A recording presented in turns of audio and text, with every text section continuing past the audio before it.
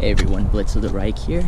Decided to make a nice little video because this is the first time of the year that the weather's not that bad. I'm going to show you guys something really cool next to where I live called the Waltham Abbey. Well, the Waltham Abbey, yeah. So let's do it.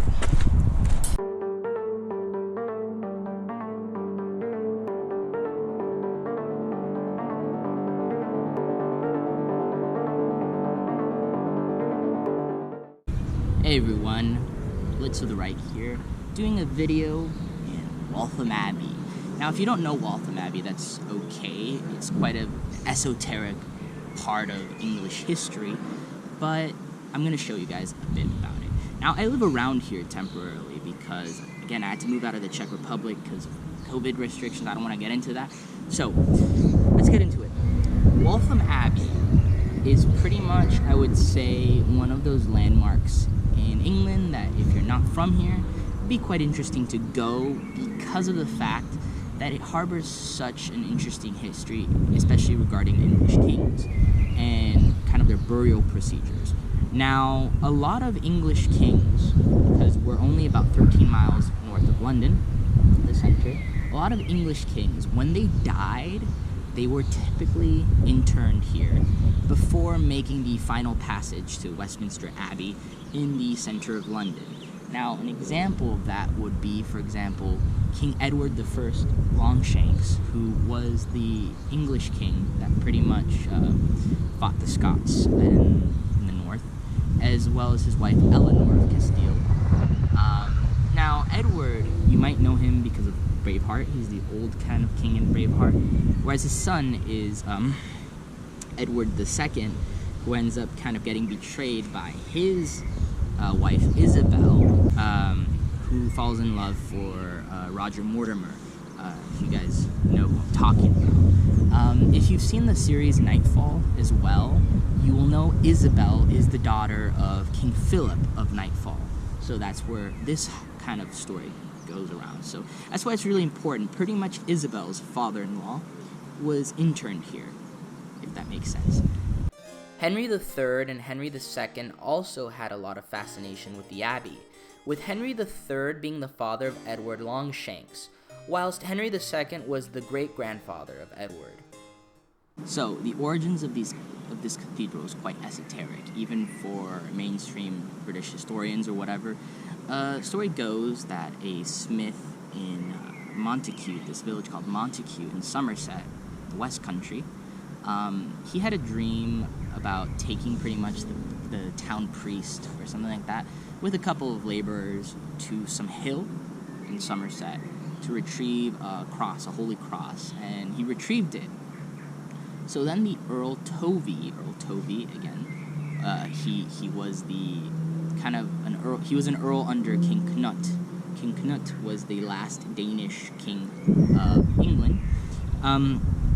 So Earl Canute wanted to retrieve the Holy Cross, according to what I read, and the oxen that he took, that he brought in order to retrieve the cross, didn't really want to move. So he started shouting like these different place names, like, oh, go to London, I don't know, go to Oxford or whatever. Just shouting at these oxen, expecting them to move and stuff. It wasn't really working until he brought up the name Waltham, right? Waltham, which is Waltham in modern times, right? So he brought up the name Waltham, which was a kind of a country house up the River Lee. The River Lee is a river that's just behind the Abbey right here. And finally, the oxen moved and the cross was brought to this place. Now, at the time, this wasn't built, as I mentioned previously, but he did have a church here. The Earl Tovey did build a church here. It's obviously not going to be this one right here. So, long story short, that's where we get the name Waltham from Waltham Abbey. And that's also where we get the name for the town across from Waltham Abbey, which is called Waltham Cross, because there was a holy cross that came from Somerset.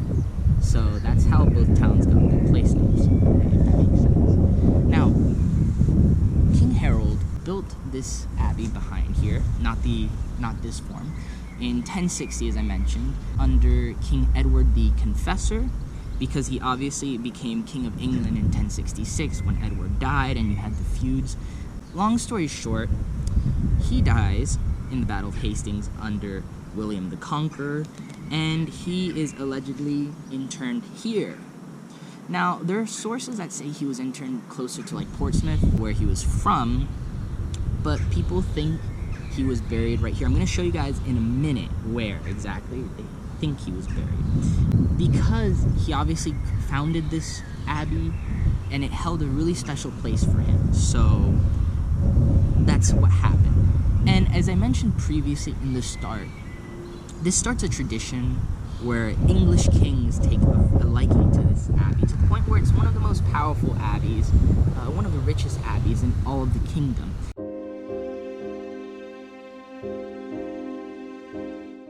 Henry II actually built the abbey in 1177, whereas his grandson Henry III further developed it. So this abbey in its current form didn't really come into fruition until 1558, when it was constructed. The tower right over there was constructed by Queen Mary, the daughter of King Henry VIII. Now, even then, King Henry VIII played a much bigger role than is thought in the formation of this tower.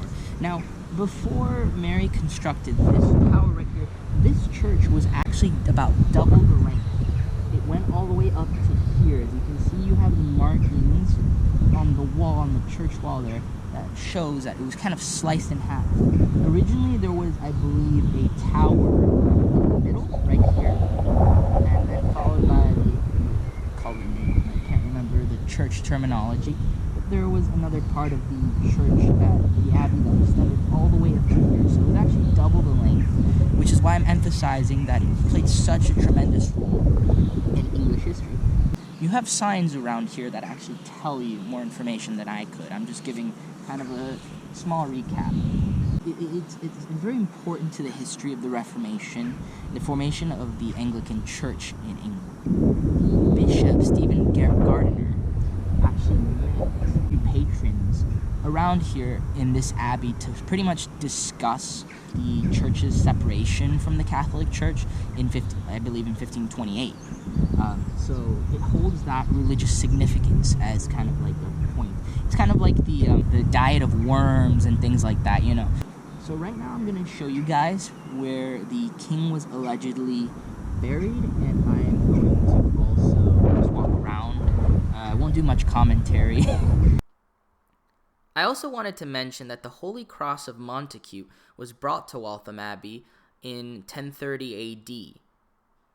These pictures also show that there were two towers in the Romanesque church of the abbey. However, they were subsequently destroyed and then later replaced by the current tower that you see in front of me.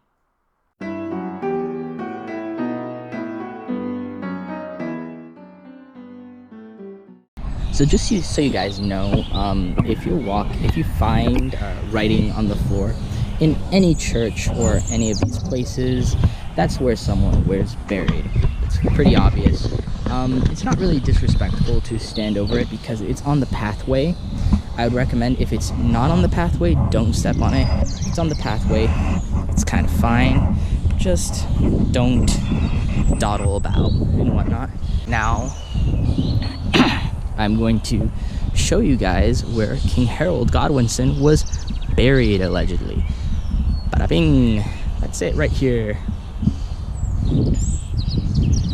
I put the chances of his burial site being kind of maybe in Portsmouth, I'm not sure, because in 2003 they found the body of an older gentleman in the parish, and people think that was Harold because he was from there, this town near Portsmouth. But at the same time, this place had a very significant history with English kings, so it's quite plausible that he was buried, especially that afterward this was technically part of the church, so why not? Now you're probably thinking, how did this cathedral get to its current length, even though it was double the size just in the 12th century? The reason is because during the Protestant Reformation, it was dissolved. The monastery was dissolved in 1540 under Henry VIII. But thankfully, he spared this part.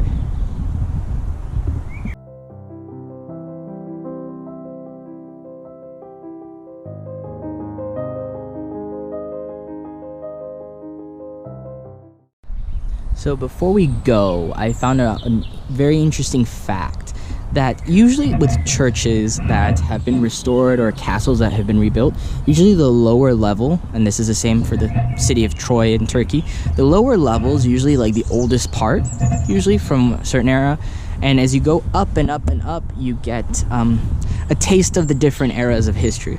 An example would be the castle of Carcassonne, where the base is from the Merovingian period, the Roman period as well. And as you go higher and higher, then you get the kind of County of Toulouse period and stuff like that. So right here, this pattern right here, this comes directly from Harold Godwinson's construction of this church in 1060. And as you go up, I believe, this is kind of a bit more speculative, this is more from the 12th century with Henry II and Henry III's extensions of the abbey.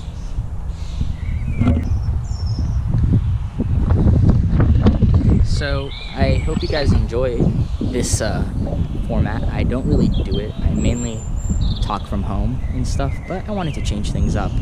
So I'm just going to show you guys clips now and hope you guys enjoy it.